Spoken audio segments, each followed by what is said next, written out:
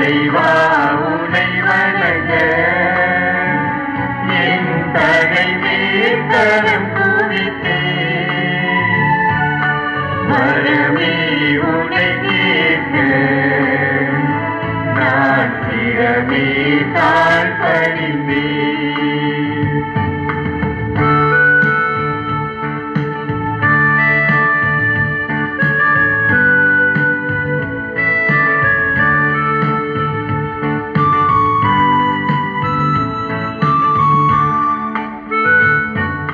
பகல் போல் எரியும் உன் அன்பு அது பகல் போல் மனம் வரவும்.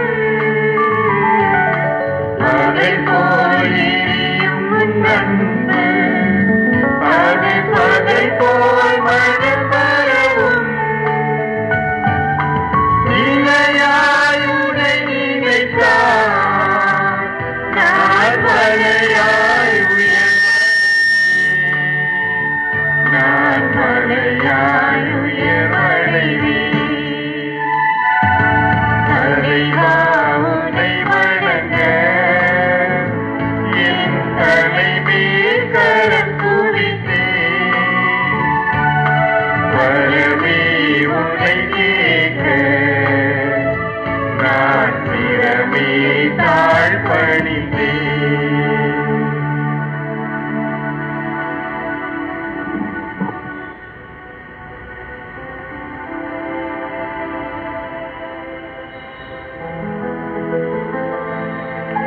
உடலின் உயிர் குருதியில் உள்ளது. அதனை நான் உங்களுக்காக பலிபீடத்தின் மேல் உங்கள் உயிருக்கென பாவக்கழுவாய் செய்யும்படி ஆணையிட்டேன். ஏனெனில் அது உயிருக்கான பாவக்கழுவாய் நிறைவேற்றும் குருதி.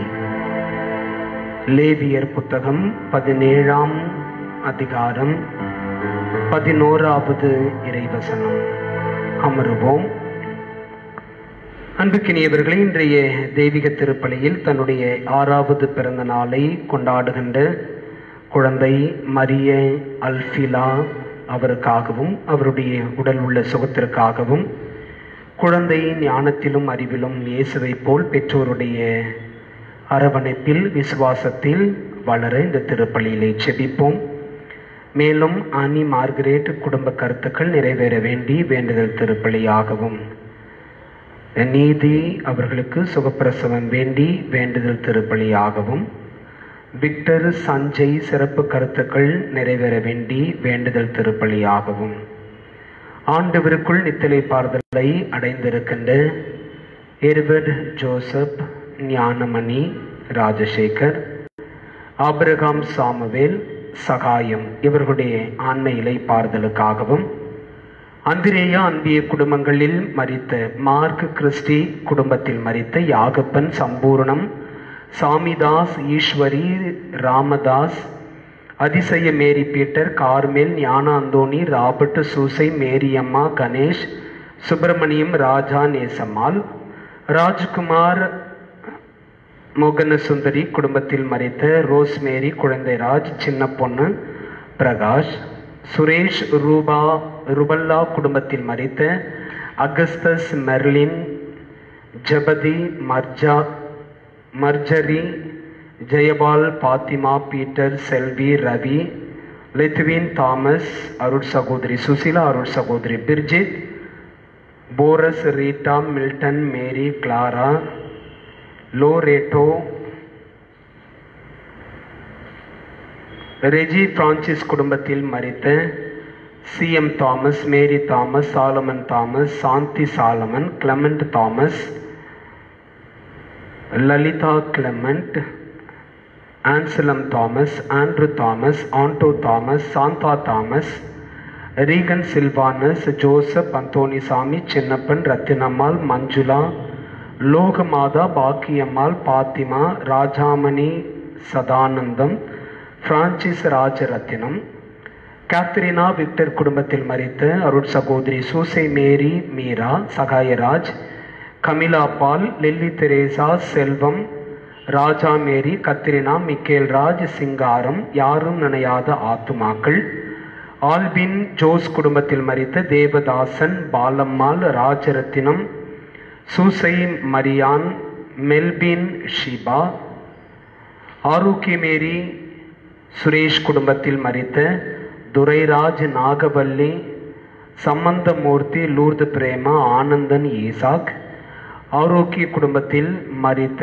மைக்கேல், லூர்தம்மா, காணிக்கைராஜ், சகாயராஜ், ஆரோக்கியமேரி, சின்னப்பா, டேவிட் மாதவி குடும்பத்தில் மரித்த ஆறுமுகம், மகேஸ்வரி, இல்லாமல்லி மேரி, பிலிப்பு பரிபூர்ணம் குடும்பத்தில் மரித்த மரிய செல்வம், தெரேசா, பால் இசபெல்லா குடும்பத்தில் மரித்த செல்லையன், ஆரோக்கியமேரி, ரச்சிதம், அம்புரோஸ், அருளப்பன், தனம், கிரகோரி தீப குடும்பத்தில் மரித்த ராஜேஷ், ஆரோக்கியமேரி, ராஜேஸ்வரி குடும்பத்தில் மரித்த ரத்தினம். இவர்களுடைய ஆண்மையை பார்தலுக்காக இத்திருப்பலியிலே செபிப்போம். எழுந்து நிற்போம்.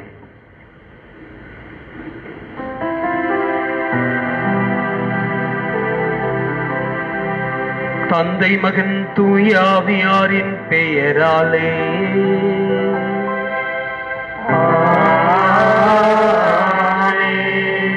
நம் தந்தையாகிய கடவுளிடமிருந்தும் ஆண்டவராகிய இயேசு கிறிஸ்துவிடமிருந்தும் அருளும் அமைதியும் உங்கள் அனைவரோடும் இருப்பதாக. உம் ஆன்மாவோடும் இருப்பதாக. இயேசுவில் அன்புக்குரியவர்களே, இன்றைய இறைவார்த்தை வழிபாடு 2 சிந்தனைகளை உள்வாங்கி நம்முடைய வாழ்வியல் ஆக்கிக்கொள்ள அழைப்பு விடுக்கிறது. திருவெளிப்பாடு புத்தகத்திலிருந்து நாம் வாசிக்கவிருக்கின்ற முதல் வாசகத்திலிருந்து நாம் எல்லாருமே கடவுளுக்கென்று இயேசுவினுடைய இரத்தம் சிந்துதல் வழியாய் மீட்கப்பட்டுள்ளோம் என்று நமக்கு செய்தி கொடுக்கப்படுகிறது. இயேசுவினுடைய இரத்தம் சிந்துதலால் நாம் கடவுளுக்கென்று விலை கொடுத்து மீட்கப்பட்டுள்ளோம் என்று சொன்னால், இயேசுவினுடைய இரத்தம் எவ்வளவு புனிதமானது, எவ்வளவு மேன்மையானது, எவ்வளவு ஆராதனைக்கு உரியது, எவ்வளவு பரிசுத்தமானது என்பதை நாம் உணர்ந்து கொள்ள அழைக்கப்படுகிறோம். புனித பவுலடியார் குறிப்பிடுவது போல, நாம் பாவிகளாய் இருந்த பொழுதே நம்மை மீட்பதற்காக இயேசு தமது இரத்தத்தை சிந்தி நம்மை மீட்டுள்ளார். நாம் பாவிகளாய் இருந்த பொழுதே அன்புக்குரியவர்களே, இயேசுவினுடைய இரத்தம் சிந்துதல் வழியாய் நாம் கடவுளுக்கு உரியவராக்கப்பட்டிருக்கின்றோம். அப்படி இயேசுவினுடைய இரத்தத்தின் சிந்துதல் வழியாய் நாம் கடவுளுக்கு உரியவராக்கப்பட்டிருக்கிறோம் என்று சொன்னால், நாம் கடவுளுக்கு உரியவர்களாய் இயேசுவை போல் வாழ அழைக்கப்பட்டிருக்கிறோம் என்பது இன்றைய முதல் செய்தி. எருசலேம் ஆலயத்தை பார்த்து அழுகின்ற இயேசு எருசலேமினுடைய எதிர்கால கோவிலுடைய அழிவை குறித்த இறைவாக்கை முன்னறிவிக்கின்றார். இயேசுவினுடைய அந்த அழுகை ஒரு சிறப்பு கருத்துக்குரியதாய் இருந்தது. இயேசு வேதத்தில், விவிலியத்தில் 2 முறை அழுதார் என்று சொல்லி பதிவு செய்யப்பட்டிருக்கின்றது. இன்றைய நற்செய்தியிலும், யோவான் நற்செய்தி 11ஆம் அதிகாரம் லாசரை உயிர்ப்பிக்க செய்கின்ற அந்த சம்பவத்திலும் இயேசு கண்ணீர் விட்டு அழுதார் என்று சொல்லி பதிவேற்றப்பட்டிருக்கின்றது. இயேசுவினுடைய இந்த 2 இடங்களுடைய அழுகையும் ஒரு காரணத்தோடு இருந்ததாக குறிப்பிடப்படுகிறது. அப்படி என்றால் அழுகையும் கூட புனிதமானது, அழுகையும் சக்தி வாய்ந்தது. அழுகையோடு கூடிய நம்முடைய வேண்டுதல் கடவுளுடைய பார்வையில் வெளியேற பெற்றது. இந்த சிந்தனைகளோடு இந்த திருப்பலிக்குள்ளே நாம் நுழைவோம். தூய மறை நிகழ்வுகளை நாம் கொண்டாடிட தகுதி பெறும் பொருட்டு நம்முடைய பாவங்களை ஏற்றுக்கொள்வோம்.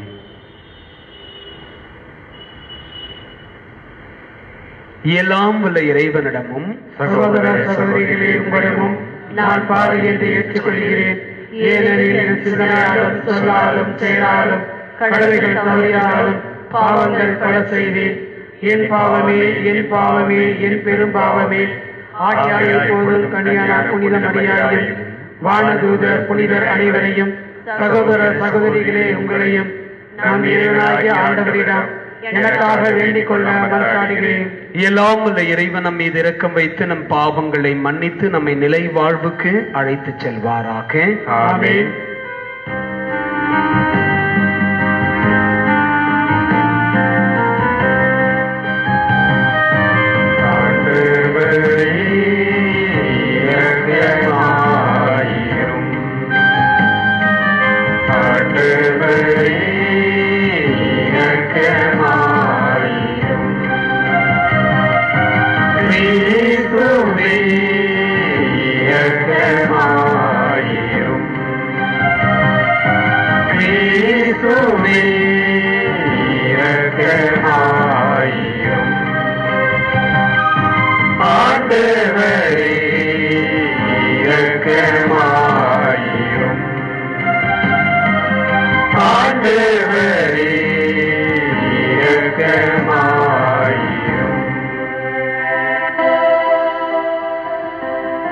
மன்றாடுவோமாக. எங்கள் புகலிடமும் நம்பிக்கையும் ஆகிய இறைவா, நாங்கள் உம்மிடம் எழுப்பியுள்ள இந்த மன்றாட்டுக்களையும்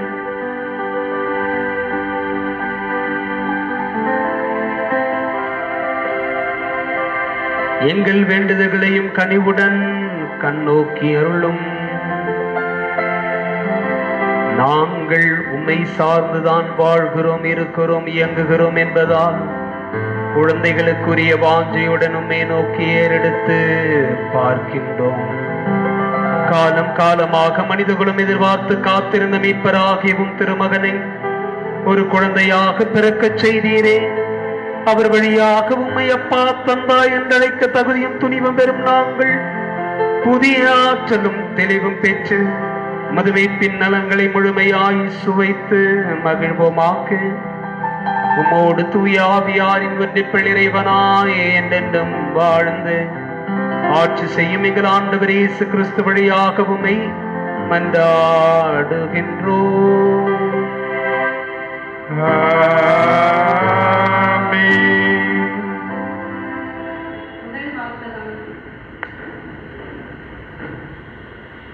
மக்களை கடவுளுக்கென்று விலை கொடுத்து மீட்டுக் கொண்டேன். திருத்தூதர் யோவான் எழுதிய திருவெளிப்பாட்டிலிருந்து வாசகம். அதிகாரம் 5, இறைவார்த்தைகள் 1 முதல் 10 முடிய. சகோதர சகோதரிகளே, அரியணையில் வீற்றிருந்தவரது வலக்கையில் ஒரு சுருளேட்டை கண்டேன். அதில் உள்ளும் புறமும் எழுதியிருந்தது. அது 7 முத்திரை பொறிக்கப்பெற்று மூடப்பட்டிருந்தது.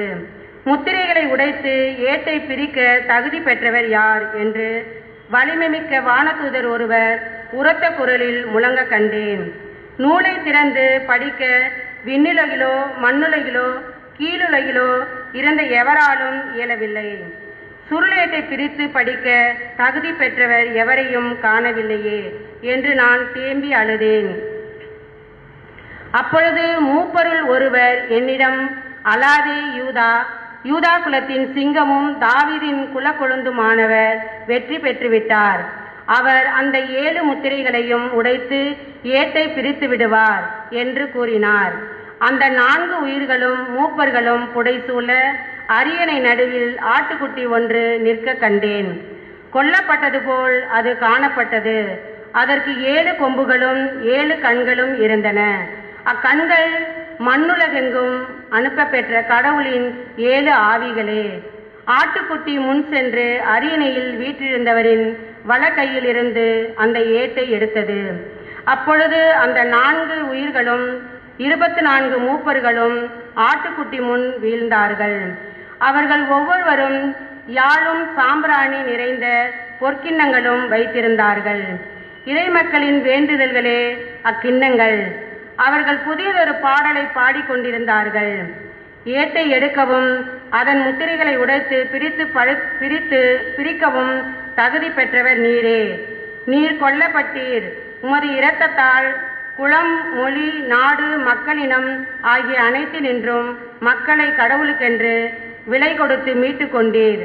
ஆட்சி உரிமை பெற்றவர்களாகவும் குருக்களாகவும் அவர்களை எங்கள் கடவுளுக்காக ஏற்படுத்தினீர். அவர்கள் மண்ணுலகின் மீது ஆட்சி செலுத்துவார்கள். ஆண்டவரின் அருள்வாக்கு. இறைவனுக்கு நன்றி. பதிலுரை பாடல் பல்லவி. ஆட்சி உரிமை பெற்ற குருக்களாய் கடவுளுக்காக ஏற்படுத்தினீர். ஆட்சி உரிமை பெற்ற குருக்களாய் கடவுளுக்காக ஏற்படுத்தினீர். ஆண்டவருக்கு புதியதொரு பாடலை பாடுங்கள். அவருடைய அன்பர் சபையில் அவரது புகழை பாடுங்கள். இஸ்ரேல் தன்னை உண்டாக்கினவரை குறித்து மகிழ்ச்சி கொள்வதாக. சீயோனின் மக்கள் தம் அரசரை முன்னிட்டு களி கூறுவார்களாக. பல்லவி. ஆட்சி உரிமை பெற்ற குருக்களாய் கடவுளுக்காக ஏற்படுத்தினீர். நடனம் செய்து அவரது பெயரை போற்றுவார்களாக. மத்தளம் கொட்டி யாழி சேர்த்து அவரை புகழ்ந்து பாடுவார்களாக. ஆண்டவர் தம் மக்கள் மீது விருப்பம் கொள்கின்றார். தாழ்நிலையில் உள்ள அவர்களுக்கு வெற்றி அளித்து மேன்மைப்படுத்துவார். பல்லவி. ஆட்சி உரிமை பெற்ற குருக்களாய் கடவுளுக்காக ஏற்படுத்தினீர். அவருடைய அன்பர் மேன்மை அடைந்து களி கூறுவாராக. மெத்தைகளில் சாய்ந்து மகிழ்ந்து கொண்டாடுவாராக. அவர்களின் வாய் இறைவனை ஏத்தி புகழட்டும். இத்தகைய மேன்மை ஆண்டவர் தம் அன்பர் அனைவருக்கும் உரித்தானது. பல்லவி. ஆட்சி உரிமை பெற்ற குருக்களாய் கடவுளுக்காக ஏற்படுத்தினீர்.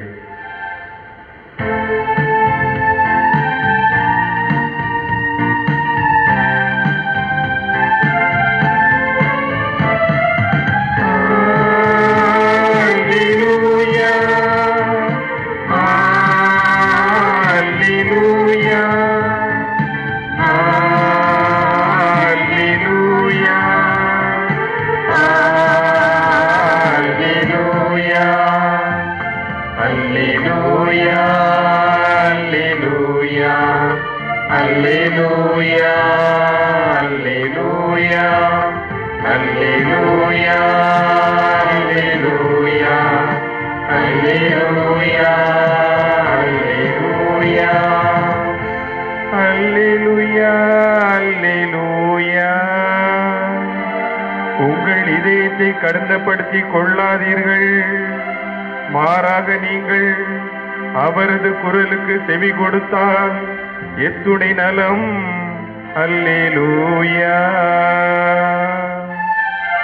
அல்லேலூயா, அல்லேலூயா, அல்லேலூயா, அல்லேலூயா. ஆண்டவர் உங்களோடு இருப்பாராக. உம் ஆன்மாவோடும் இருப்பாராக. புனித லூக்கா எழுதிய தூய நற்செய்தியிலிருந்து வாசகம். ஆண்டவரே, மாட்சி உமக்கே. புனித லூக்கா எழுதிய தூய நற்செய்தி பிரிவு 19 இறைவசனங்கள் 41 44 முடிய. இயேசு எருசலேம் நகரில் நெருங்கி வந்ததும் கோவிலை பார்த்து அழுதார். இந்த நாளிலாவது அமைதிக்குரிய வழியை நீ அறிந்திருக்க கூடாதா? ஆனால் இப்போது அது உன் கண்களுக்கு மறைக்கப்பட்டுள்ளது. ஒரு காலம் வரும், அப்போது உன் பகைவர்கள் உன்னை சுற்றி அரணெழுப்பி உன்னை முற்றுகையிடுவார்கள். உன்னையும் உன்னிடத்தில் உள்ள உன் மக்களையும் இப்பக்கத்திலுமிருந்து நெருக்கி அழித்து உன்னை தரைமட்டமாக்குவார்கள். மேலும் உன்னிடம் கற்கள் ஒன்றின் மீது ஒன்று இராதபடி செய்வார்கள். ஏனெனில் கடவுள் உன்னை தேடி வந்த காலத்தை நீ அறிந்து கொள்ளவில்லை என்றார். இது ஆண்டவரின் அருள்வாக்கு. கிறிஸ்துவே உமக்கு புகழ்.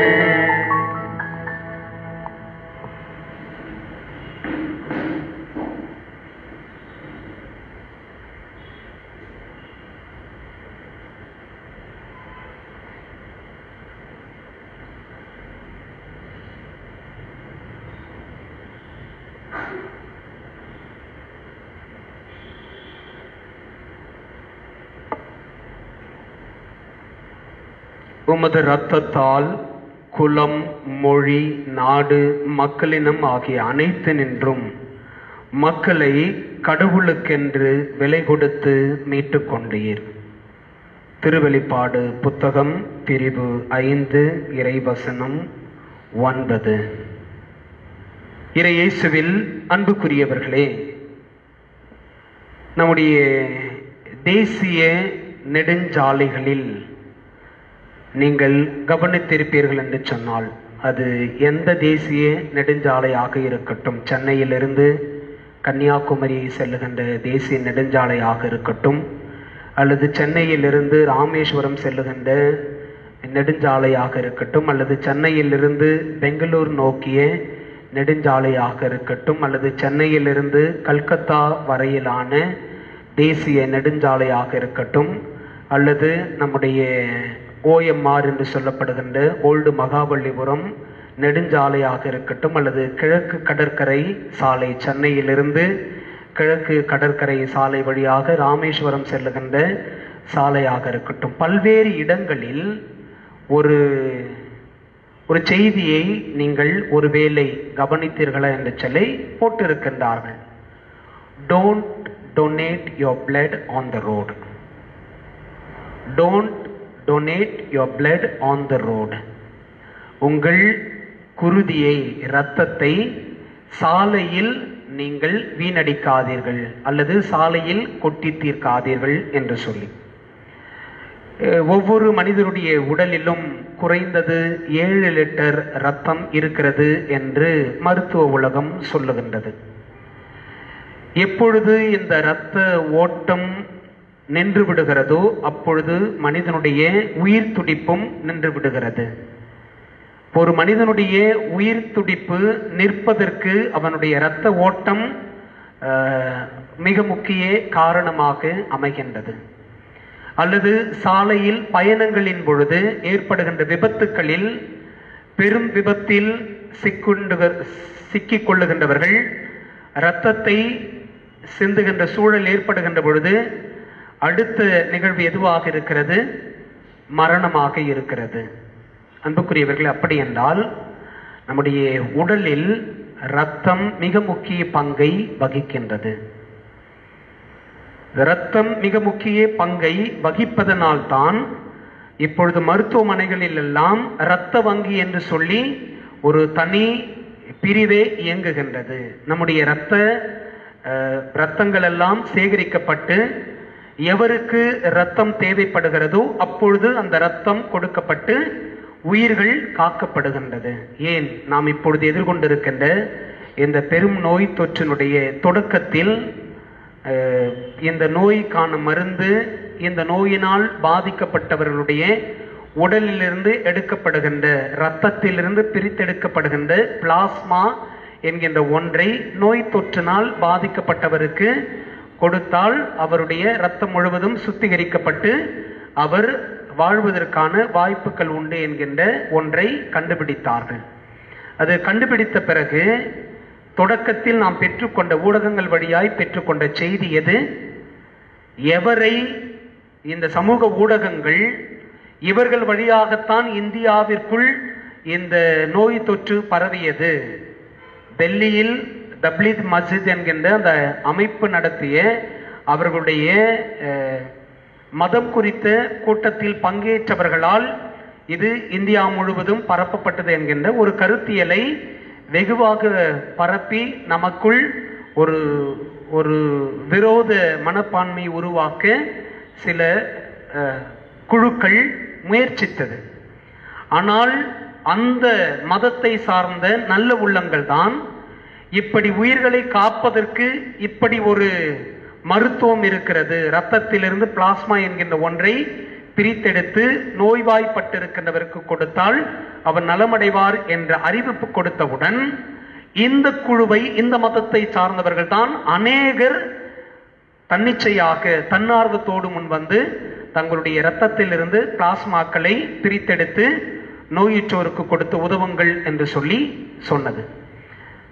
இதை கருத்தில் கொண்டுதான் கடந்த வாரத்தில் நம்முடைய உச்ச நீதிமன்றம் கூட இந்த சமூக ஊடகங்களை குறித்து மிக கடுமையாக விமர்சித்து எச்சரிக்கையும் கொடுத்து உடனடியாக அரசு இதில் தலையிட வேண்டும், தேவையற்ற வதந்திகளை பரப்பி இந்திய தேசத்தினுடைய ஒற்றுமையை சீர்குலைக்கின்ற இந்த போக்கை வன்மையாக நீதிமன்றம் கண்டிக்கிறது என்கின்ற தீர்ப்பையும் கூட நம்முடைய உச்ச நீதிமன்றம் கொடுத்ததை உங்களுடைய மேலான கவனத்திற்கு கொண்டு வருகிறேன். அன்புக்குரியவர்களே, இந்த எல்லா செய்திகளும் எதற்கு குறிப்பிடுகிறேன் என்றால், இன்றைய முதல் வாசகம் திருவெளிப்பாடு புத்தகத்திலிருந்து எடுக்கப்பட்ட முதல் வாசகம் இந்த ரத்தம் சிந்துதலை குறித்து, இயேசுவினுடைய ரத்தம் சிந்துதலை குறித்து பேசுகின்றது.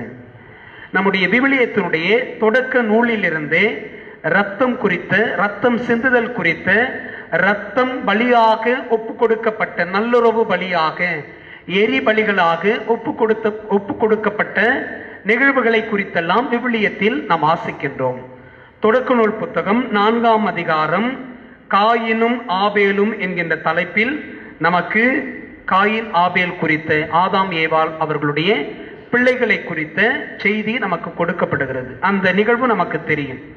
கடவுள் ஆபேலுடைய காணிக்கையை கண்ணோக்குகின்றார். காயினுடைய காணிக்கையை அவர் ஏற்றுக்கொள்ளவில்லை, கண்ணோக்கவில்லை. காரணம், காயின் அவனுடைய காணிக்கைகளிலிருந்து, அவனுடைய விளைச்சலிலிருந்து சிறந்ததை கொடுக்கவில்லை, மாறாக ஆபேல் சிறந்ததை கொடுத்தான். அது கடவுளுக்கு மகிழ்ச்சி அளித்தது. எனவே கடவுள் அவனுடைய காணிக்கை ஏற்றுக்கொண்டார் என்று சொல்லி அந்த பகுதியிலே நாம் வாசிக்கின்றோம். ஆனால் கடவுளுக்கும் ஆபேலுக்குமான இந்த உறவை விரும்பாத காயின் என்ன செய்கின்றான்? தன்னுடைய சகோதரனை வயல்வெளிக்கு அழைத்து சென்று அவனை கொலை செய்கின்றான். அன்புக்குரியவர்கள், அந்த பகுதியிலே நாம் வாசிக்கின்ற பொழுது ஒரு அழகான சொற்றொடர் ஒன்று நமக்கு கொடுக்கப்பட்டிருக்கிறது. காயினுக்கும் கடவுளுக்குமான உரையாடல். அந்த உரையாடலில் கடவுள் காயினிடம் கேட்கின்றார், காயின், உன்னுடைய சகோதரன் ஆபேல் எங்கே? அதற்கு அவன், எனக்கு தெரியாது, நான் என்ன என் சகோதரனுக்கு காவலாளியோ என்றான். அதற்கு ஆண்டவர், நீ என்ன செய்து விட்டாய்? உன் சகோதரனின் இரத்தத்தின் குரல் மண்ணிலிருந்து என்னை நோக்கி கதறி கொண்டிருக்கின்றது. உன் சகோதரனை நீ கொலை செய்ததால், அவனுடைய இரத்தத்தை சிந்த வைத்ததால், அந்த இரத்தம் என்னை நோக்கி கதறி கொண்டிருக்கின்றது. கதறுதல் என்கின்ற வார்த்தைக்கு சொல்லப்படுகின்ற மற்றும் சில வார்த்தைகள் அழுது கொண்டிருக்கிறது, குரல் எழுப்பி அழுகிறது, கதறி கொண்டிருக்கிறது, வலியின் உச்சத்தில் அது துடித்து கொண்டிருக்கின்றது. அன்புக்குரியவர்களே, கடவுள் காயினை பார்த்து சொல்லுகின்றார், உன்னுடைய சகோதரனை நீ அடித்து கொலை செய்த நிமித்தமாய் அவனுடைய இரத்தம் சிந்தப்பட்டிருக்கிறது. அந்த இரத்தம் என்னை நோக்கி கதறுகிறது, அழுகிறது, குரல் எழுப்புகிறது. நான் கொலை செய்யப்பட்டிருக்கிறேன், நான் நிரபராதி, என் சகோதரனுக்கு வஞ்சனை எதுவும் செய்யாத சூழலில் என்னுடைய வாழ்வு பறிக்கப்பட்டது என்று சொல்லி அந்த இரத்தம் கடவுளை நோக்கி கதறுவது போல் கடவுள் சொல்லுகின்றார். அன்புக்குரியவர்களை, தொடர்ந்து நாம் வாசிக்கின்றோம். தொடக்க நூல் புத்தகம் 37ஆம் அதிகாரம் யோசேப்பும் அவர் சகோதரரும் என்கின்ற தலைப்பில் யோசேப்பை குறித்த, ஈசாக் யாக்கோபினுடைய பிள்ளைகளில் ஒருவனான யோசேப்பை குறித்து நாம் வாசிக்கின்றோம்.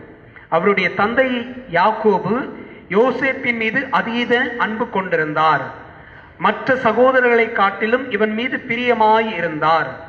இந்த யோசேப்பும் மற்ற எல்லா சகோதரர்களை விட சற்று வித்தியாசமானவனாய் தன் செயல்கள் மூலம் காட்டிக்கொண்டான். கனவுகளை கண்டான். தன் சகோதரர்கள் தன்னிடம் உதவி கேட்பது போல் கனவு கண்டான். தன் சகோதரர்கள் மீது ஆட்சி செய்வது போல் கனவு கண்டான் என்றெல்லாம் அந்த பகுதியில் சொல்லப்படுகிறது. ஆனால் இதை அவனுடைய சகோதரர்கள் விரும்பவில்லை. எனவே அவன் மீது அவர்கள் காழ்ப்புணர்வு கொள்ளுகின்றார்கள், அவனை வெறுத்தார்கள். ஒரு முறை அவர்களை சந்திக்க செல்லுகின்ற பொழுது அவர்கள் எல்லாரும் ஒன்று கூடி சதி திட்டம் தீட்டுகிறார்கள். அந்த சதி திட்டத்தில் என்ன அவர்கள் திட்டமிடுகிறார்கள்?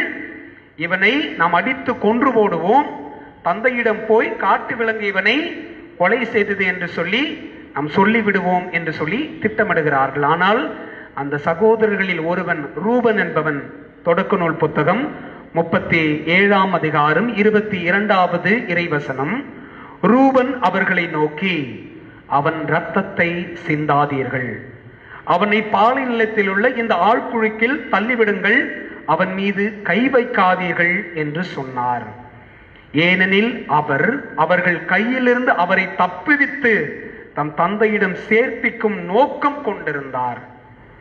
மற்றவங்கெல்லாம் அவனை கொண்டு போட்டுட்டு அவன் கதையை ஜோலியை முடிச்சிடலாம் அப்படின்னு சொல்லி முடிவு பண்ற பட்சத்தில் அவனுடைய சகோதரர்களில் ஒருவன் அவனை எப்படியாவது காப்பாற்றி தந்தையிடம் கொண்டு போய் சேர்க்க வேண்டும் என்கின்ற நோக்கத்தில் சொல்லுகின்றான், அவன் இரத்தத்தை சிந்தாதீர்கள். அன்புக்குரியவர்களே, விவிலியத்தில் இரத்தம் எப்படிப்பட்டது என்று சொல்லப்படுகிறது என்றால், லேவியர் புத்தகம் 17ஆம் அதிகாரம் தலைப்பே இரத்தத்தின் புனிதம் என்கின்ற தலைப்பில் கொடுக்கப்பட்டு, இரத்தத்தை குறித்து மோயிசினிடம் நீ போய் இஸ்ரவேல் மக்களிடம் இப்படி சொல் என்று சொல்லி 11வது இறைவசனம், 17ஆம் அதிகாரம் 11வது இறைவசனம், லேவியர் புத்தகம், உடலின் உயிர் குருதியில் உள்ளது, இரத்தத்தில் உள்ளது. அதனை நான் உங்களுக்காக பலிபீடத்தின் மேல் உங்கள் உயிருக்கென பாவ கழுவாய் செய்யும்படி ஆணையிட்டேன். ஏனெனில் அது உயிருக்கான பாவ கழுவாய் நிறைவேற்றும் குருதி. அன்புக்குரியவர்களே, விடுதலை பயன்கள் புத்தகம், அதனை தொடர்ந்து வருகின்ற லேவியர் புத்தகம், எண்ணிக்கை புத்தகம், இவற்றையெல்லாம் நீங்கள் வாசிப்பீர்கள் என்று சொன்னால், இஸ்ரவேல் மக்கள் பலிகளை செலுத்துகின்ற பொழுது எவற்றையெல்லாம் அவர்கள் செய்ய வேண்டும், அதை எப்படி செய்ய வேண்டும் என்கின்ற செய்திகள், கட்டளைகள், வழிமுறைகள், வழிகாட்டுதல், நெறிமுறைகள் அவர்களுக்கு சொல்லப்படுகின்றது. இந்த பகுதியில் இவர்கள் எப்பொழுதெல்லாம் கடவுளுக்கு எரிபலி செலுத்த, நல்லுறவு பலி செலுத்த வருகின்றார்களோ அப்பொழுதெல்லாம் இவர்கள் அவர்களுடைய மந்தையிலிருந்து ஆடையோ மாடையோ கொண்டு வந்து கொள்ளுகின்ற பொழுது அந்த இரத்தம் பலிபீடத்தின் மீது மட்டும்தான் சிந்தப்பட வேண்டும். இந்த பகுதியில் நீங்கள் போய் வாசியுங்கள். கடவுள் மோயிசனிடம் சொல்லுகின்றார், எந்த விலங்கினுடைய இரத்தமாவது வயலிலோ வெளியிலோ சந்திப்பு கூடாரத்திற்கு வெளியிலோ கொட்டப்பட்டால் அதற்கு உரியவன் அந்த இனத்திலிருந்து அழிக்கப்பட வேண்டும். குருதி சிந்த செய்தால் அவர் தமது இனத்தினின்று அழிக்கப்படுவார். அப்போ ரத்தம் சிந்தப்படுவது என்பது புனிதத்தை முன்னிறுத்துகிறது. அந்த ரத்தம் சிந்துதல் என்பது புனிதத்தை வலியுறுத்துவதாய் இருக்கின்றது. அன்புக்குரியவர்களே, இந்த பின்னணியில் தான் இன்றைய முதல் வாசகத்தினுடைய அந்த செய்தியை, இயேசு தம் ரத்தம் சிந்தி நம்மை மீட்டுக் கொண்டார் என்பதை நாம் தியானிக்க அழைக்கப்படுகின்றோம். அன்புக்குரியவர்களே, பவுலடியார் சொல்லுகின்றார், நாம் பாவிகளாய் இருந்த பொழுதே இயேசு தம் ரத்தத்தை சிந்தி நம்மை மீட்டுக் கொண்டார். அப்ப இயேசுவினுடைய ரத்தம் சிந்துதல் எதற்கானது? நம்முடைய மீட்புக்கானது, நம்முடைய பாவங்களிலிருந்து நம்மை கழுவுவதற்கானது. எனவே தான் லேவியர் புத்தகத்தில் சொல்லப்படுகிறது, உடலின் உயிர் குருதியில் உள்ளது, அதனை நான் உங்களுக்கு பலிபீடத்தின் மேல் உங்கள் உயிருக்கென பாவ கழுவாய் செய்யும்படி ஆணையிட்டேன். ஏனெனில் அது உயிருக்கான பாவ கழுவாய் நிறைவேற்றும் குருதி. அப்ப இயேசுவினுடைய குருதி சிந்துதல், ரத்தம் சிந்துதல் நமக்கான பாவ கழுவாய். That we have been redeemed, that we have been given salvation. என் அன்புக்குரியவர்களே, இயேசுவினுடைய ரத்தம் நமக்காக சிந்தப்பட்டது என்று சொன்னால் அந்த ரத்தம் எவ்வளவு புனிதமானது. அந்த ரத்தம் நாம் பாவிகளாய் இருந்த பொழுதே சிந்தப்பட்டது. அந்த ரத்தம் சிந்துதல் வழியாய் நாம் கடவுளுக்கென்று அர்ப்பணிக்கப்பட்டிருக்கின்றோம். அப்படியானால் இயேசுவினுடைய பாடுகள், துன்பங்கள் நம் வாழ்வுக்குரியது என்பதை நாம் ஒருபோதும் மறந்துவிடக் கூடாது. இந்த சிந்தனையை நாம் அடுத்த தலைமுறைக்கும் எடுத்து செல்ல வேண்டிய கட்டாயத்தில், தார்மீக பொறுப்பில் இருக்கிறோம் என்பதையும் நாம் மறந்துவிடக் கூடாது. என் அன்புக்குரியவர்களே, எபிரேயருக்கு எழுதிய திருமுகத்திலே நாம் வாசிக்கிறோம், அவர் தாம் மிகுந்த வேதனையுற்ற பொழுது உரத்த குரல் எழுப்பி தம்மை காக்க வல்லவரை நோக்கி மன்றாடினார். உரத்த குரல் எழுப்பி. எப்போ ஒருத்தன் உரத்த குரல் எழுப்பி கத்துவான்? எப்போ வலி இருக்குதோ, எப்போ கஷ்டம் இருக்குதோ, எப்போ ஒடிஞ்சு போயிருக்கானோ, எப்போ ஆறாத வடு ஏற்படுகிறதோ அப்பதான் கத்துவான், அப்பதான் உரத்த குரல் எழுப்பி. ஒரு ஒரு ஒரு ஆக்சிடென்ட் ஆயிடுது. அந்த ஆக்சிடென்ட்ல நமக்கு ஆக்சிடென்ட் ஆகி மயக்கம் வந்துச்சுன்னா நமக்கு தெரியாது. ஆனா மயக்கம் தெளிஞ்சதுக்கு அப்புறம் அந்த வழியில நம்ம என்ன பண்ணுவோம்? Wow, super, nice nice, very good அப்படின்னு நான் சொல்லுவோம். ஐயோ முடியல, அம்மா தாங்க முடியல, டாக்டர் என்ன கொண்டு போட்டுருங்க சொல்றேன்ல. காரணம், அந்த வலி நம்மை உறக்க கத்த சொல்லுகின்றது. இயேசுவினுடைய சிலுவை மரணம் அவரை அப்படி உரத்த குரல் எழுப்பி கதற செய்தது. எனவே தான் வார்த்தை சொல்லுகிறது, அவர் தம் பாடுகளின் பொழுது, தம் வலியின் பொழுது தம்மை காக்க வல்லவரை நோக்கி, ஆண்டவரே என்னை காப்பாற்று, இந்த வலி எனக்கு பெரியதாய் இருக்கிறது, தாங்க முடியாததாய் இருக்கிறது, போதும் இதோட முடிச்சுக்குவோம் என்று சொல்லுவது போல் இயேசு உரத்த குரல் எழுப்பி இறைவனிடம் வேண்டினார். அன்புக்குரியவர்களே, இயேசுவினுடைய இந்த அழுகை, எருசலேமை நோக்கிய அந்த அழுகை இப்படிப்பட்ட ஒரு பின்புலத்தை உள்ளடக்கியது என்று நான் நினைக்கின்றேன். வரலாறு 1. அன்புக்குரியவர்களே, இயேசுவினுடைய களப்பணி பாலஸ்தீன நாட்டினுடைய வடபகுதியில் இருந்தது. கலிலேயாவில் தான் இயேசுவினுடைய பெரும்பாலான நற்செய்தி அறிவிப்பு பணி. ஆனால் தெற்கு பகுதி, யூதா என்கின்ற பகுதி, இங்குதான் அவர்களுடைய தலைநகரான எருசலேம் இருக்கிறது. சோ இயேசு பாடுகள் படுவதற்கு எருசலேமுக்குள் நுழைகின்ற பொழுதுதான் எருசலேமினுடைய அந்த அழகை பார்த்து, அந்த கோவிலை பார்த்து அழுகின்றார். நீங்கள் இப்பொழுது பாலஸ்தீனத்திற்கு சென்றீர்கள் என்று சொன்னால், இயேசு நின்று அழுத இடத்தை நமக்கு அவர்கள் சுட்டி காட்டுவார்கள். இந்த இடத்திலிருந்துதான் இயேசு எருசலேமினுடைய ஆலயத்தின் பெருமழகை கண்டு, அது இன்னும் சில ஆண்டுகளில் தகர்க்கப்பட போகிறது, தீக்குறையாக்கப்பட போகிறது, அது முற்றிலும் கல்லின் மேல் கல் இராதபடி அது அழிக்கப்பட போகிறது, இடிக்கப்பட போகிறது என்பதை நினைத்து இயேசு இங்கிருந்துதான் அழுதார் என்று சொல்லி அந்த வழிகாட்டிகள் நமக்கு சொல்லுவார்கள். அன்புக்குரியவர்களே, இயேசு எருசலேம் ஆலயத்திற்கு என்ன நிகழப்போகிறது என்பதை முன்னறிவிக்கும் வண்ணமாய் அவர் எருசலேமை நோக்கி அழுகின்றார்.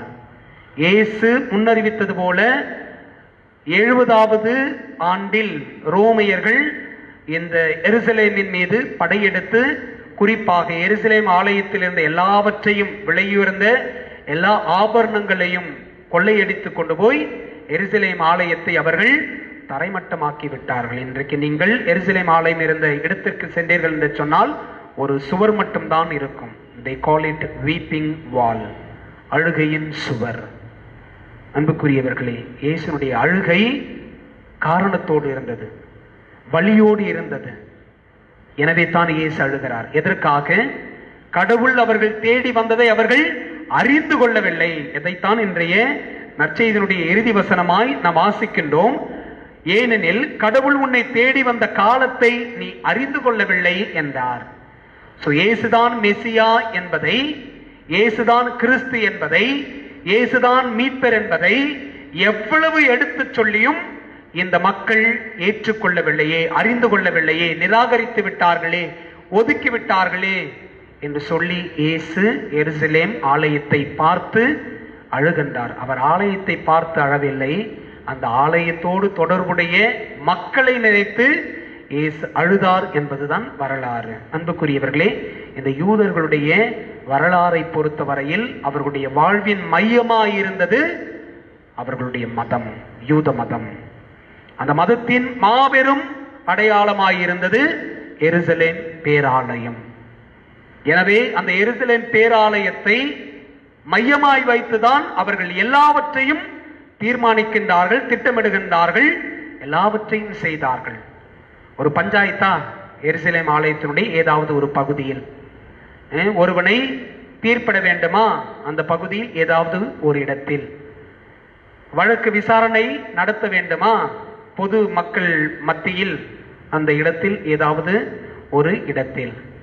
இயேசு எருசலேம் ஆலயத்தில் வணிகம் செய்தவர்களை கண்டு கோபம் கொண்டு தன் அறக்கோபம் முழுவதையும் வெளிப்படுத்துகின்றார். எல்லாவற்றையும் தூக்கி எறிகின்றார். எந்த அதிகாரத்தை கொண்டு நீங்கள் இதை செய்கிறீர்கள் என்று கேள்வி எழுப்பிய பொழுது கூட இயேசு அவர்களை கடுமையாக சாடுகின்றார். என் தந்தையின் இல்லத்தை, ஜெப வீட்டை நீங்கள் கல்வர்களின் கொய்கை ஆக்கி விட்டீர்களே, கல்வர்களுடைய கூடாரமாக்கி விட்டீர்களே, பீனிக்ஸ் மாலா, விஜயம் போரா மாலா மாத்திட்டீங்களேன்னு சொல்லி கடவுள் கோபம் கொள்ளுகின்றார். அன்புக்குரியவர்களே, அவருடைய கோபம் அறக்கோபம். எனவே தான் இயேசு இந்த ஆலயத்தை நோக்கி அழுதார் என்றால் அவர் அந்த கட்டடத்தை நோக்கி அழவில்லை, அதோடு தொடர்புடைய மக்கள், அவர்கள் தன்னை ஏற்றுக்கொள்ளாததை, கடவுளுடைய மகனை ஏற்றுக்கொள்ளாததை, அவருடைய வருகையை அறிந்து கொள்ளாததை, அவரிடமிருந்து வெளிப்பட்ட வல்லமையை அறிந்து கொள்ளாததை நினைத்து இயேசு அழுகின்றார். அன்புக்குரியவர்களே, நாம் இயேசுடைய இரத்தத்தால் மீட்கப்பட்டிருக்கின்றோம். இயேசுடைய விலையேற பெற்ற, விலை மதிக்க முடியாத இரத்தத்தால் நாம் மீட்கப்பட்டிருக்கின்றோம். எனவே இயேசுடைய இரத்தத்தின் புனிதத்தை, பரிசுத்தத்தை, மேன்மையை நாம் அறிந்து கொள்ள, உயிர் துணர்ந்து கொள்ள, அதை நாம் மிகப்பெரிய ஒன்றாய் கருத, அதற்குரிய மரியாதையை நாம் செலுத்த கடவுள் என்று நமக்கான அழைப்பை கொடுக்கின்றார். அதே வேளையில் சமூக சிந்தனையாக எப்பொழுதெல்லாம் எவர் ஒருவருக்கு ரத்தம் தேவைப்படுகிறது அப்பொழுது நாமும் ரத்தத்தை கொடுத்து உயிர்களை காப்பாற்றவும் நாம் அழைக்கப்படுகிறோம். காரணம், இயேசுனுடைய ரத்தம் சிந்துதல் நம்மை காப்பாற்றி இருக்கிறது. நம்முடைய உடலில் சுலபமாக சுரக்கின்ற ஒன்று ரத்தம். அது கொடுக்கப்படாத வரை அது நம்முடைய உடலால் அது ஒவ்வொரு முறையும் சுத்திகரித்துக் கொள்ளப்பட வேண்டும். ஆனால் எப்பொழுது அதை நாம் தானமாக, கொடையாக கொடுக்கின்றோமோ அப்பொழுது நமக்குள் இன்னும் நல்ல அதிகமான இரத்தங்கள், புது இரத்தங்கள் நமக்குள் ஊறும். அதுவே நம்மை மிக சுறுசுறுப்பாக வைத்துக் கொள்ளும். இந்த சுறுசுறுப்பு இன்னும் நம்மை கடவுளிடம் நெருக்கமாக கொண்டு வர செய்யும். அந்த கொண்டு வருதல் கடவுளுடைய இயேசுவினுடைய இரத்தத்தின் புனிதத்தை, மேன்மையை, பரிசுத்தத்தை கொண்டாட செய்யும். அதற்கான அருள் வேண்டி தொடர்ந்து ஜெபிப்போம். எழுந்து நிற்போம். நம்முடைய மன்றாட்டுக்களை எடுத்துரைத்து ஜெபிப்போம். நம் திருத்தந்தைக்காகவும், ஆயர்களுக்காகவும், குருக்களுக்காகவும், துறவிகளுக்காகவும் வேண்டுவோம். திரு அவையின் வளமைக்கு உதவும் வற்றாத ஊற்றாக இவர்களின் வாழ்க்கை அமைய வேண்டும் என்று அற்புத குழந்தை இயேசுவே உம்மை மன்றாடுகிறோம். அற்புத குழந்தை இயேசுவே, எங்கள் மன்றாட்டை கேட்டருளும். தாங்கள் வேண்டிய வரங்களை பெற்றுக்கொண்ட அனைவருக்காகவும் வேண்டுவோம். நன்றி கூறி உம்மை வாழ்த்தி போற்றும் நல்ல உள்ளத்தை இவர்களுக்கு அளிக்க வேண்டும் என்று அற்புத குழந்தை இயேசுவே உம்மை மன்றாடுகிறோம். அற்புத குழந்தை இயேசுவே, எங்கள் மன்றாட்டை கேட்டருளும். நோயாளிகளுக்காகவும், திக்கற்றவர்களுக்காகவும், சோர்ந்திருப்போருக்காகவும் வேண்டுவோம். இவர்களுக்கெல்லாம் ஆறுதலின், ஆதரவின் பிறப்பிடமாக தேவர் திருக்குழந்தையாகிய நீரே இருக்க வேண்டும் என்று அற்புத குழந்தை இயேசுவை உம்மை மன்றாடுகிறோம். அற்புத குழந்தை இயேசுவே, எங்கள் மன்றாட்டை கேட்டருளும். யார் யாருக்கு தனிப்பட்ட வரங்கள் தேவையோ அவர்களுக்காக வேண்டுவோம்.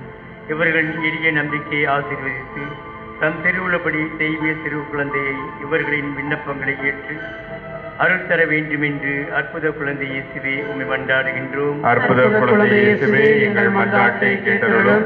குழந்தை இயேசுவின் பக்தர்கள் அனைவருக்காகவும் வேண்டுவோம். குழந்தை கூறிய உயிருள்ள நம்பிக்கையை இவர்களுக்கு அளித்தருள வேண்டும் என்று அற்புத குழந்தை இயேசுவே உம்மை மன்றாடுகிறோம். அற்புத குழந்தை இயேசுவே, எங்கள் மன்றாட்டை கேட்டருளும். நம்முடைய தனிப்பட்ட விண்ணப்பத்திற்காக மௌனமாய் ஜெபிப்போம்.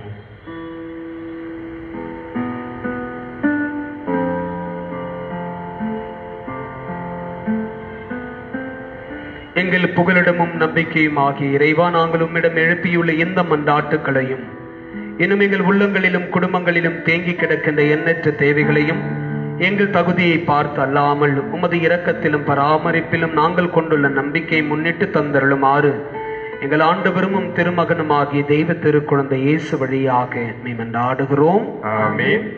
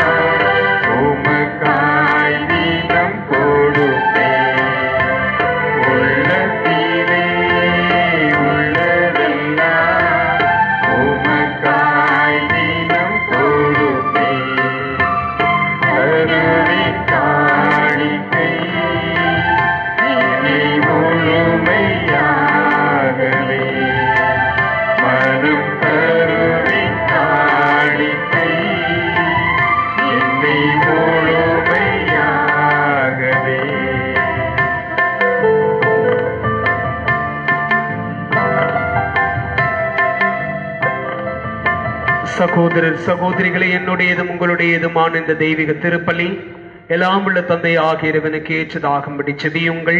ஆண்டவர் தமது பெயரின் புகழ்ச்சிக்காகவும் ஆட்சிக்காகவும் நமது நன்மைக்காகவும் புனித திரு அவை அனைத்தின் நலனுக்காகவும் உமது கையில் தீபலியை ஏற்றுக்கொள்வாராக. எங்கள் தாயும் தந்தையுமான இறைவா, துருவங்களும் இனங்களும் கலாச்சாரங்களும் ஒன்றிணைந்து உமக்கு சொந்தமாக வேண்டும் என்று உமது மறைவான திட்டத்தை குழந்தையாக பிறந்தவும் திருமகனில் நிறைவு பெறச் செய்கின்றீர். அவரோடு இணைந்து நாங்கள் எங்கள் வாழ்வின் அனைத்து நிலைகளையும் அனுபவங்களையும் முன் காணிக்கையாக்குகிறோம். உமது ஆவியின் அருட்செயலால் எங்கள் வாழ்வும் எம் சமுதாயமும் படைப்பு முழுவதுமே புதுப்பிக்கப்பட்டு துவக்கத்தில் இருந்தது போல நல்லதாகவும் மிக நல்லதாகவும் மாற்றம் பெற செய்தருளும். எங்கள் ஆண்டவராகிய கிறிஸ்து வழியாகவுமே மன்றாடுகின்றோம்.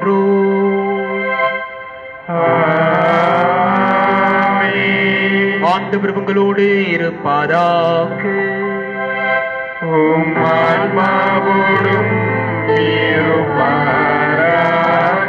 இதயங்களை மேலே எழுப்புங்கள்.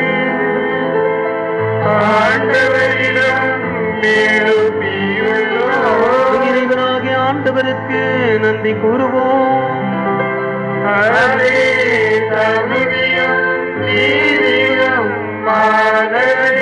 ஆண்டவரே தூயவரான தந்தை, என்றும் வாழும் எல்லாமல்ல இறைவா, எனாலும் இவ்விடத்திலும் நாங்கள் உமக்கு நன்றி செலுத்துவது மெய்யாகவே தகுதியும் நீதியுமாகும், எங்கள் கடமையும் மீட்புக்குரிய செயலுமாகும். ஏனெனில் தம் இறையியல்பில் காணக்கூடாத கிறிஸ்து எங்கள் இயல்பில் காணத்தக்கவராக ஒரு குழந்தை வடிவில் மனிதரானார்.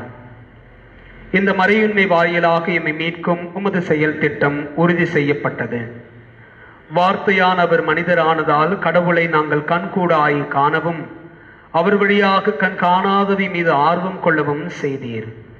வலுகுறைந்த எங்கள் இயல்பை இந்த தெய்வ குழந்தை தமதாக்கி கொண்டதால் பலவீனமான எங்கள் மனிதத்தன்மை முடிவற்ற மகிமை பெறலாயிற்று. எங்கள் மத்தியில் ஒரு குழந்தையாக அவரை உதிக்கச் செய்து தளர்ந்ததை உறுதிப்படுத்தவும், விழுந்ததை தூக்கி நிறுத்தவும், தவறியதை வாழ்வுக்கு அழைக்கவும், இழந்ததை மீண்டும் பெறச் செய்யவும் திருவுளமானீர்.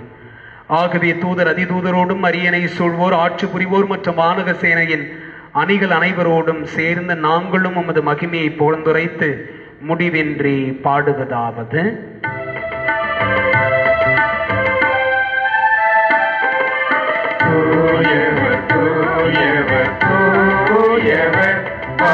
படைகளின் கடவுளமாண்டவர்,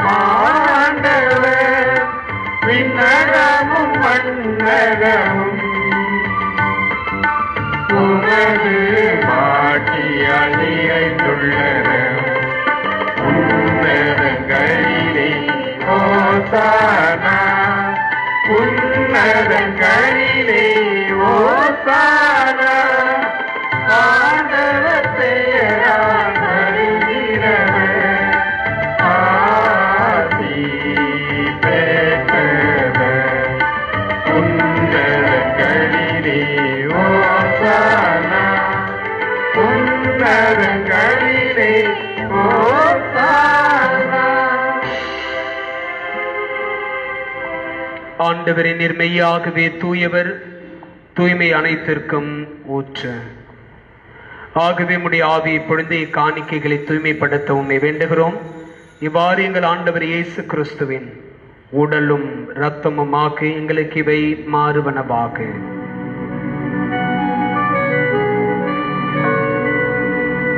அவர் பாடுபட உலம் கனிந்து தம்மை கையளித்த போது அப்பத்தை எடுத்து நன்றி செலுத்தி அதை மீட்டு தம் சீடர்களுக்கு அளித்து இயேசு கூறியதாவது: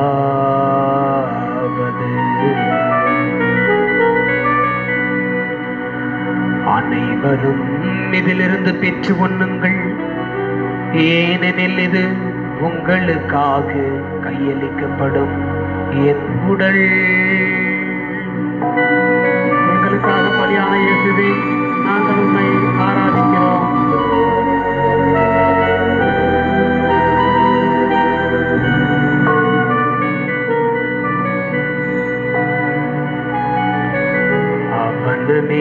இரவு விருந்தை அருந்திய பின் கிண்ணத்தையும் எடுத்து மீண்டும் உமக்கு நன்றி கூறி தம் சீடர்களுக்கு அளித்து இயேசு கூறியதாவது,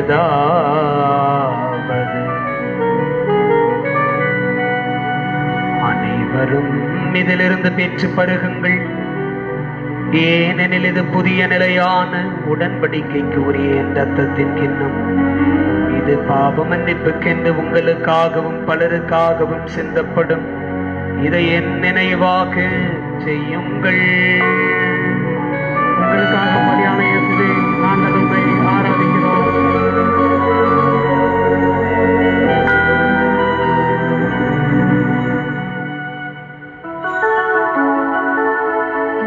நம்பிக்கையின் மறைபொருள். ஆண்டவரே, நீர் வருமளவும் உமது இறப்பினை அறிக்கையிடுகின்றோம், உமது உயிர்ப்பினையும் எடுத்துரைக்கின்றோம். ஆகவே ஆண்டவரே, நாங்கள் கிறிஸ்துவின் இறப்பினையும் உயிர்ப்பினையும் நினைவு கூர்ந்து வாழ்வு தரும் அப்பத்தையும் மீட்பளிக்கும் கிண்ணத்தையும் உமக்கு ஒப்புக் கொடுக்கிறோம். உம் திருமுனின்று உமக்கு ஊழியம் புரிய தகுந்தவர்கள் எங்களை ஏற்றுக்கொண்டீர். எனவே உமக்கு நன்றி செலுத்துகிறோம். மேலும் கிறிஸ்துவின் உடலிலும் இரத்தத்திலும் பங்கு கொள்ளும் எங்களை தூய ஆவியார் ஒன்று சேர்க்க வேண்டுமென உம்மை தாழ்மையுடன் மன்றாடுகிறோம்.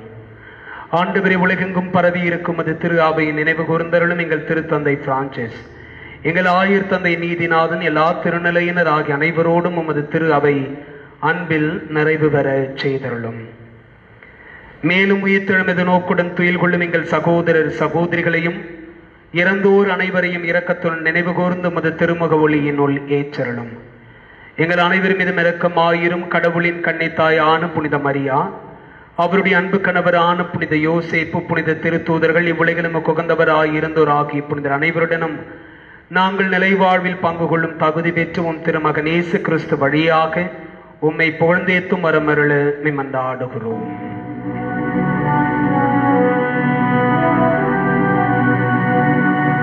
இவர் வழியாக இவரோடு இவரில் எல்லாம் வல்ல இறைவனாகிய தந்தையே, தூய ஆவியாரின் ஒன்றிப்பில் எல்லா புகழும் ஆட்சியும் என்றென்றும் உமக்கு உரியதே. ஆமென், ஆமென், ஆமென்.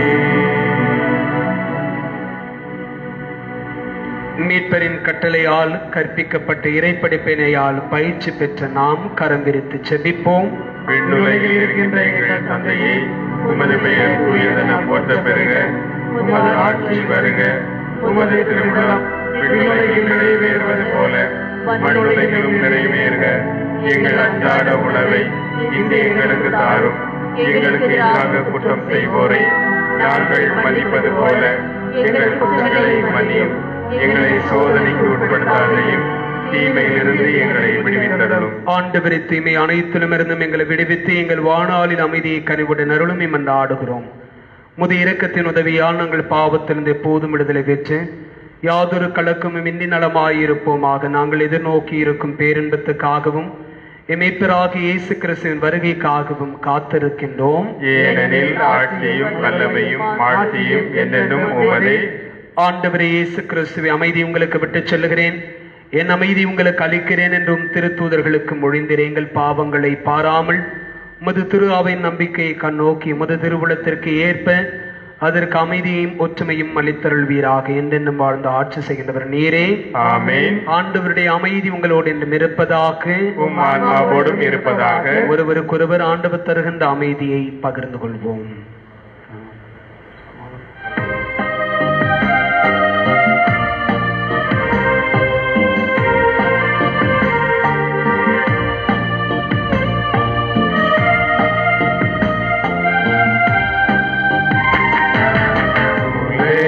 பாவம் போக்கும் இறைவனின் செம்மறியே, எம்மேல் இரக்கம் வையும்.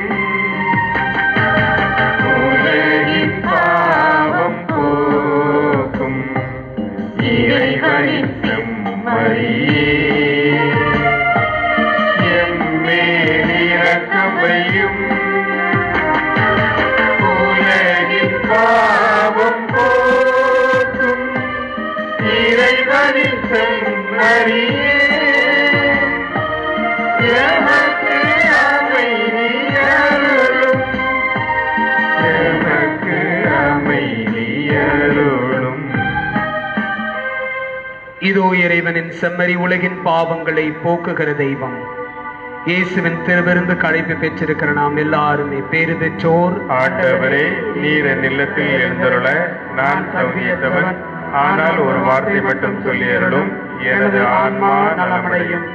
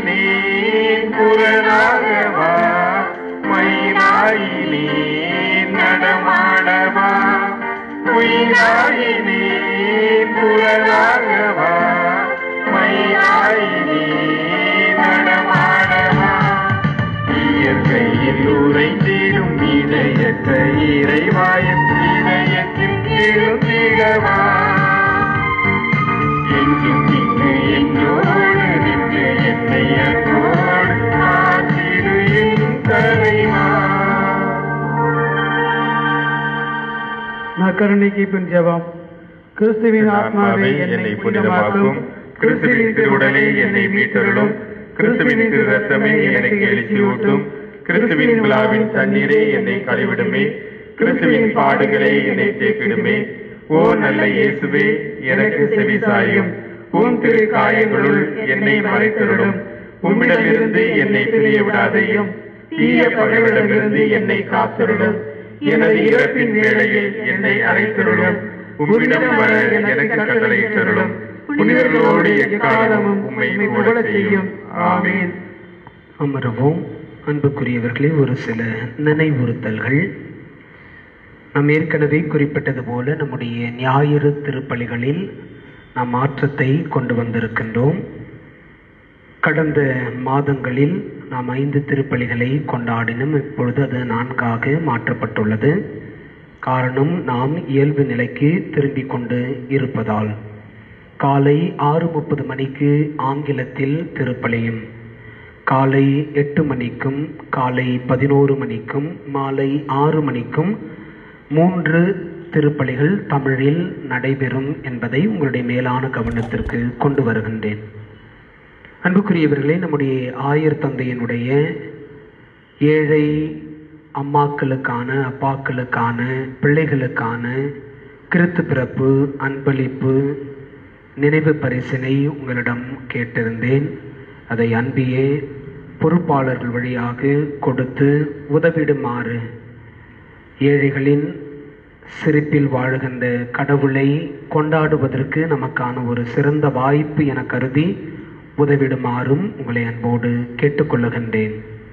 கடந்த ஆண்டு தவக்காலத்தின் பொழுது ஆலயத்திலிருந்து நீங்கள் எடுத்து சென்ற தவக்கால உண்டியல்களை நாம் கடந்த ஞாயிறு கொண்டாடிய ஏழைகளின் ஞாயிறுக்கான காணிக்கையாக நாம் கொடுத்து உதவிட வேண்டும். எனவே இந்த தவக்கால உண்டியல்களை வருகின்ற டிசம்பர் மாதம் 2ஆம் ஞாயிற்று திருப்பலியில் அன்பிய பொறுப்பாளர்கள் வழியாக காணிக்கை ஆக்கிடுமாறு அன்போடு கேட்டுக்கொள்ளுகின்றேன். ஒருவேளை நீங்கள் ஆலயத்திற்கு வந்து காணிக்கையாக ஆயர் தந்தையினுடைய கிறிஸ்து பிறப்பு நினைவு பரிசினையும் தவக்கால உண்டியல்களையும் கொடுக்க விரும்பினீர்கள் என்று சொன்னால் செய்யுமாறும் உங்களை அன்போடு கேட்டுக்கொள்கிறேன். ஆனால் இந்த சூழலை கருத்தில் கொண்டு அன்பிய பொறுப்பாளர்கள் வழியாக நீங்கள் கொடுத்து உதவுவீர்கள் என்று சொன்னால் அதை வெகுவாக பாராட்டுவேன் என்பதையும் உங்களுடைய மேலான கவனத்திற்கு கொண்டு வருகின்றேன்.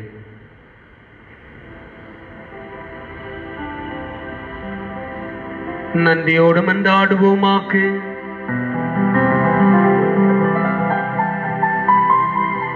தாயும் தந்தையுமான இறைவா, உமது பராமரிப்பின் விந்தைகளை நாங்கள் உணர்ந்து கொள்ளவும், உமது மீட்பின் நலன்களை பெற்றுக் கொள்ளவும், ஒரே மகனை ஒரு குழந்தையாக அனுப்பும் அளவுக்கு உலகை அன்பு செய்தீரே. உம்மை அப்பா தந்தாய் என்றழைத்து உமக்கு நன்றி கூறுகிறோம். இத்திருத்தலத்திலிருந்து ஊற்றெடுக்கும் குழந்தை இயேசுவின் அருள் வளங்கள் எங்கள் வாழ்வை வளமாக்குவதால் வாய்க்காலின் ஓரத்தில் நடப்பட்ட மரங்களாக நாங்கள் தழைத்திருந்து வளம் கொடுக்கும் கனிகளையும் நலம் நல்கும் நிலைகளையும் இவ்வுலகிற்கு தந்து வாழ்வோமாக. எங்கள் ஆண்டவராகிய கிறிஸ்து வழியாக உம்மை மன்றாடுகின்றோம்.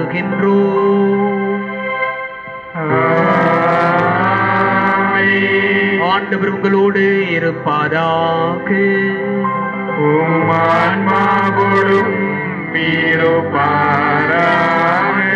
இறைவனின் சிறப்பு ஆசீர்வர தலைவணங்கி மன்றாடுவோம். இறைவனின் திருமகன் குழந்தை இயேசு பாவ இருளை அகற்றி மகிழ்ச்சி ஒளியால் உங்கள் உள்ளத்தை நிரப்புவாராக. மனவருவான வார்த்தையானவர் அமைதியும் ஆசிரை மக்களிப்பையும் அளித்து நம் அனைவரையும் நட்புறவில் ஒன்றாய் இணைப்பாராக. இறைவனின் ஆவி நம்மை ஒரே குடும்பமாக இணைத்து முடிவில்லா வாழ்வின் மகிழ்ச்சிக்கு நம்மை அழைத்து செல்வாராக. அற்புத குழந்தை இயேசு உங்களை பாதுகாக்க உங்களோடும், உங்களை ஆதரிக்க உங்களுக்குள்ளும், உங்களை காப்பாற்ற உங்களுக்கு பின்னும், உங்களை வழிநடத்த உங்களுக்கு முன்னும், உங்களை ஆசிர்வதிக்க உங்கள் மேலும் இருப்பாராக. உங்களுக்கு நற்சுகத்தையும் மகிழ்ச்சியையும் அமைதியையும் அருளையும் நிறைவாய் தந்தருள்வாராக. ஆமென். எல்லாம் வல்ல இறைவன் தந்தை, மகன், தூய ஆவியார் எல்லாரையும் ஆசீர்வதிப்பாராக.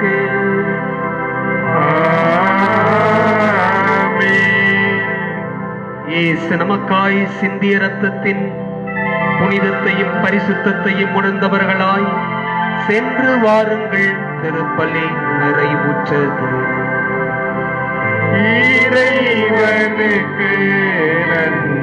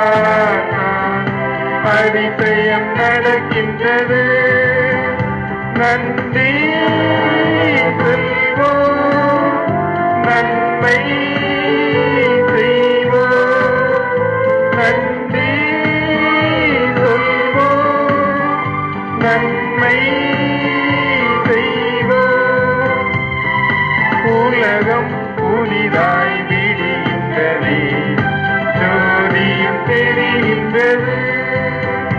இந்த கோவில் தீபம் அமைதியில் எரிகின்றது. அந்த ஜோதி பார்த்தே என் மனம் குளிர்கின்றது. இந்த கோவில் தீபம் அமைதியில் எரிகின்றது. அந்த ஜோதி பார்த்தே என் மனம் குளிர்கின்றது. இன்பம் இன்பம் எங்கும் தங்கும். இன்பம் இன்பம் எங்கும் தங்கும். இறைவன் மகனின் அருள் கிடைக்கும், உலகிற்கு சுகம் கிடைக்கும். இந்த கோவில் வந்தால் கனவுகள் பலிக்கின்றது. குழந்தை இயேசு பார்த்தால் அதிசயம் நடக்கின்றது. நம் திருத்தந்தை, ஆயர்கள், குருக்கள், கன்னியர்கள், பங்கு மக்களுடன் நலத்திற்காகவும் பங்கு தந்தையின் கருத்துக்களுக்காகவும் ஜெபிப்போம். விண்ணுலகில் இருக்கின்ற எங்கள் தந்தையே, உமது பெயர் தூயதென போற்ற பெறுக. உமது ஆட்சி வருக. உமது திருவுளம் விண்ணுலகில் நிறைவேறுவது போல மண்ணுலகிலும் நிறைவேறுக. எங்கள் அன்றாட உணவை இன்று எங்களுக்கு தாரும். எங்களுக்கு எதிராக குற்றம் செய்வோரை நாங்கள் மன்னிப்பது போல எங்கள் குற்றங்களை மன்னியும். எங்களை சோதனைக்கு உட்படுத்தாதையும் தீமையிலிருந்து எங்களை விடுவித்தருளும். அருளறிந்த மரியே வாழ்க. ஆண்டவர் உம்முடனே, பெண்களுக்குள் ஆசி பெற்றவர் நீரே. உம்முடைய திருவயிற்றின் கனியாய் இயேசுவும் ஆசி பெற்றவரே. புனித மரியே, இறைவனின் தாயே, பாவிகளாகிய எங்களுக்காக இப்பொழுதும் எங்கள் இறப்பின் வேளையிலும் வேண்டிக் கொள்ளும். ஆமென். தந்தைக்கும் மகனுக்கும் தூய ஆவியாருக்கும் ஆட்சி உண்டாவதாக. தொடக்கத்தில் இருந்தது போல இப்பொழுதும் எப்பொழுதும் என்றென்றும் இருப்பதாக. ஆமென். நம் பங்கின் பாதுகாவலரான அற்புத குழந்தை இயேசுவே, எங்களை ஆசீர்வதித்தருளும். எங்கள் அமலோற்ப மாதாவே, எங்களுக்காக வேண்டிக் கொள்ளும். தந்தை, மகன், தூய ஆவியாரின் பேராலே ஆமென்.